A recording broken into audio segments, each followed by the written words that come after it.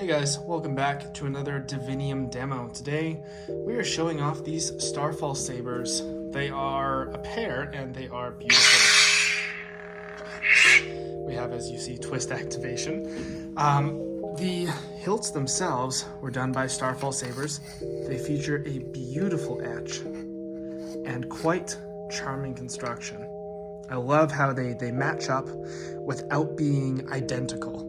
It's a difficult thing to do, and we have some interesting parts on here. Like this looks like it's from an MPP maybe, but as you guys know, Starfall Sabers is the king of these sort of found scavenge part type builds, and this is no exception.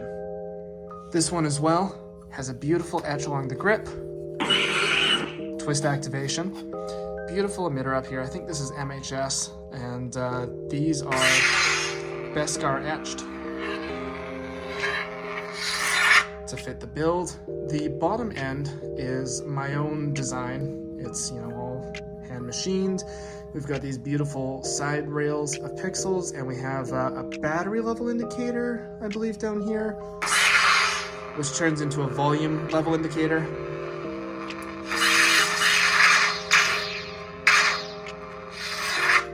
And on the bottom, this is also custom designed, 3D printed Mythosaur pommel cap. Likewise on this hilt, we have another full custom 3D printed, I forget what kind of wolf this is, Loth wolf. And we have, to match the theme of the hilts, a similar but not identical bottom cover. They have two crystals, USB-C up there, which I've added for charging and data access. Each of them have a blade retention screw, and the blade connector is actually wired on its own separate pad.